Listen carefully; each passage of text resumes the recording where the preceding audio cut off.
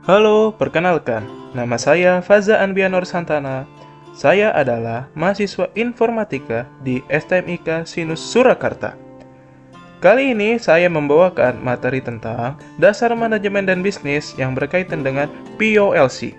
Ya, Planning, Organizing, Leading, and Controlling. Atau bisa disebut juga adalah Basic Principle of Management and Business include planning, organizing, leading, and controlling. Untuk lebih lanjut, sebelumnya mari kita intro terlebih dahulu.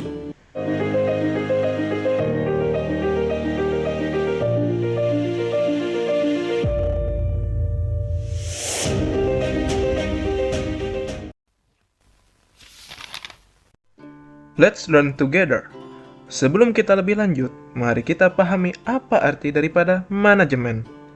Manajemen adalah proses mengatur dan mengkoordinasikan sumber daya, baik itu sumber daya SDM, finansial, dan material, yang mana bertujuan untuk menggapai goals secara efektif dan efisien.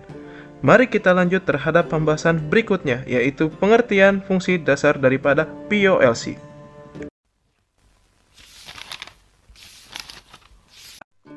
Planning. Planning adalah proses menentukan tujuan atau goals dan menentukan cara yang terbaik untuk menggapainya. Dan planning berkaitan erat dengan kata ide atau idea. I have an idea! Lantas, bagaimanakah caranya ide atau idea menjadi pondasi dasar yang penting dalam pembuatan perencanaan? Peran penting ide dalam pengembangan dan pembuatan strategi. Apa sih strategi itu sebelumnya? Strategi adalah rencana keseluruhan atau pendekatan yang digunakan untuk mencapai goals atau tujuan daripada perusahaan atau organisasi. Dalam menyusun strategi, diperlukan banyaknya kontribusi dari individual maupun organisasi yang berkaitan dengan pemikiran, kalkulasi, analisis, dan prediksi. Yang mana hal ini berperan penting dalam merumuskan sebuah rencana. Ide atau idea sendiri berkaitan dengan creativity atau kreativitas. Pemikiran yang kreatif dibutuhkan dalam mengkalkulasikan sebuah inovasi atau menghasilkan sebuah inovasi. Seperti contohnya inovasi dalam periklanan, produk, maupun marketing. Dan salah satu sebagai contohnya adalah saya yang sedang membuat video ini. Dan semua itu dilakukan tak lepas dengan tujuan organisasi atau perusahaan tersebut untuk menggapai dan mendapatkan profit atau keuntungan.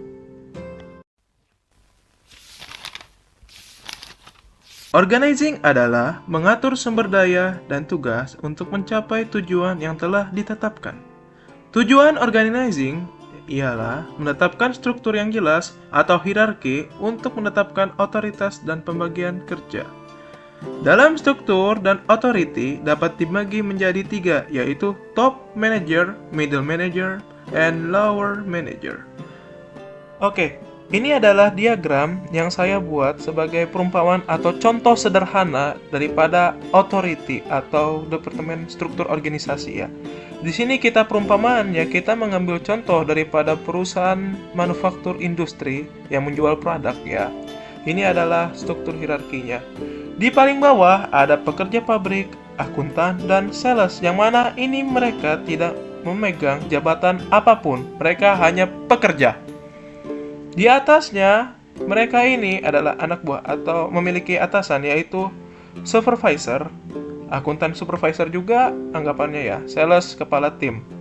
Yang ini mereka adalah lower manager atau first manager.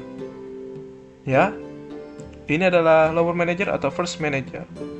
Yang mana ini mereka bertanggung jawab kepada mereka. Ya. Di atasnya first manager atau lower manager ada middle manager. Untuk bagian produk ada product manager, untuk bagian finansial ada financial manager, untuk bagian sales ada sales manager.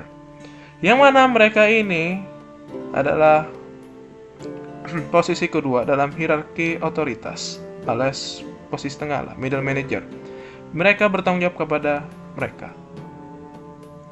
Di atasnya mereka lagi ada CSO, CFO, dan CPO.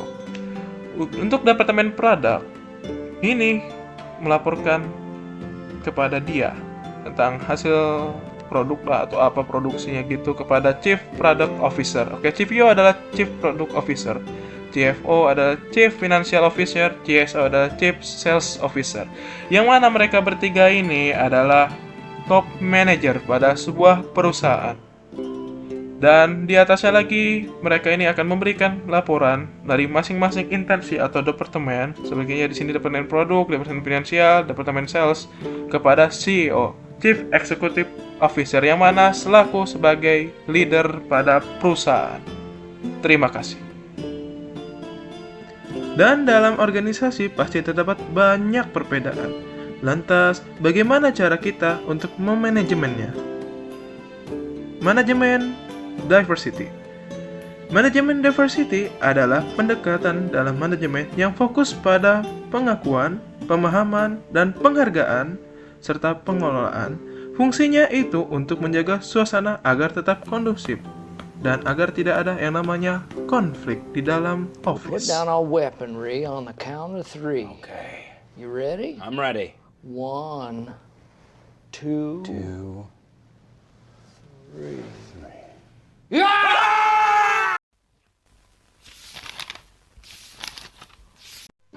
Leading atau leadership. Leading adalah proses memotivasi, mengarahkan, dan mempengaruhi orang lain untuk menggapai sebuah goals. Yang artinya adalah sikap atau proses tanggung jawab terhadap moral dan kinerja tim atau departemennya. Memotivasi. Seorang pemimpin harus menjadi contoh terhadap anggotanya yang mana ini diharapkan agar meningkatkan moralitas dan kinerja dalam bekerja. Dan tentu di Indonesia, para pekerja akan bersemangat dalam bekerja jika memiliki pemimpin seperti itu. Apalagi jika sedang bekerja dibarengi dengan lantunan lagu Romusa.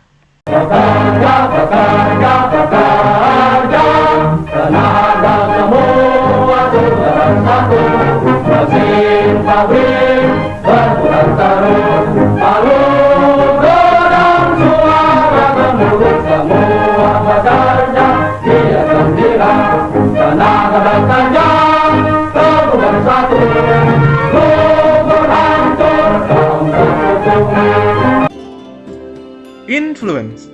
Seorang pemimpin harus mampu mengarahkan dan mempengaruhi orang lain. Ini sama seperti halnya catur. Ya, Anda tak salah dengar, chess atau catur. Yang mana kita harus memprediksi apa langkah yang akan diambil dan strategi apa yang akan diterapkan. Jika berhasil, maka goals akan tercapai. Tetapi jika gagal, maka kita akan gagal dan kalah. Tipe pemimpin. Yang pertama ada diktator atau otoriter. Das war ein Befehl! Der Angriff Steiners war ein Befehl! Tipe pemimpin yang memusatkan kekuasaan pada tangan sendiri dan absolut. Terlepas dari segala kontroversi dan kekurangannya, tipe pemimpin ini memiliki beberapa keunggulan, yaitu yang pertama, keputusan yang cepat, kedua, konsisten, dan tiga, kendali penuh. Kalau di sekolah, ini bisa saja diibaratkan sebagai guru killer yang tegas dan dominan demi kepentingan bersama. Yang kedua, tipe pemimpin humanis. Kebalikan dari diktator, tipe pemimpin yang menempatkan keputusan kepada keputusan bersama atau demokratis. Terlepas dari segala keunggulannya, ia memiliki kelemahan, yaitu yang pertama, bertele-tele dalam mengambil keputusan. Yang kedua, tak memiliki kontrol penuh. Yang ketiga, mudah disetir atau dikendalikan. Il! Brother Il! What's that? What's that, brother? Yang ketiga, tipe pemimpin bodoh amat. Tipe pemimpin yang kurang pas menurut saya. Seorang pemimpin seharusnya menginfluence para bawahannya, sedangkan tipe ini seakan lepas tangan terhadap tanggung jawab tersebut. Kedengaran Indo sekali ya? Memang iya, tipe ini mengedepankan kemandirian individu, Tapi saya rasa nggak pantas menjadi pemimpin karena tidak memiliki unsur my man, my responsibility.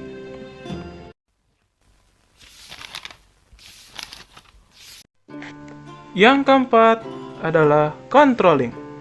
Controlling adalah proses memantau dan mengevaluasi kinerja organisasi untuk memastikan dan memaksimalkan bahwa semua aktivitas berjalan sesuai dengan rencana.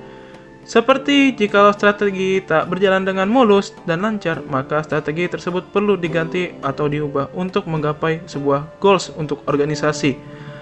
Strategi yang dimaksud ialah staffing, cost production, dan lain sebagainya. Sebagai contoh untuk staffing, menempatkan individu yang capable dan sesuai dengan job desk-nya.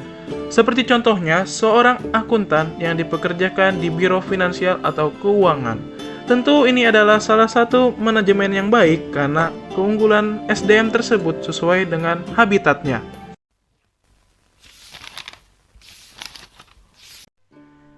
Lantas, apakah bisa berbisnis tanpa adanya konsep POLC? Mari kita renungkan. Tentu bisa, tapi bukan berarti ini akan berjalan dengan mulus. Jika diibaratkan, sama seperti halnya Anda bisa mengemudi, tapi Anda tidak mengetahui rambu dan aturan lalu lintas, dan bahkan Anda pun tidak memiliki SIM.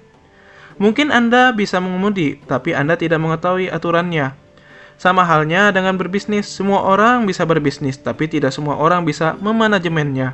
Jadi, tentukan pilihan Anda. Dan ya, ini adalah akhir dari kebersamaan kita selama video. Dan semua yang ada di video ini hanyalah opini pribadi saya untuk menyelesaikan tugas akhir semester daripada mata kuliah manajemen dan bisnis ya. Dan see you later. Goodbye and thank you.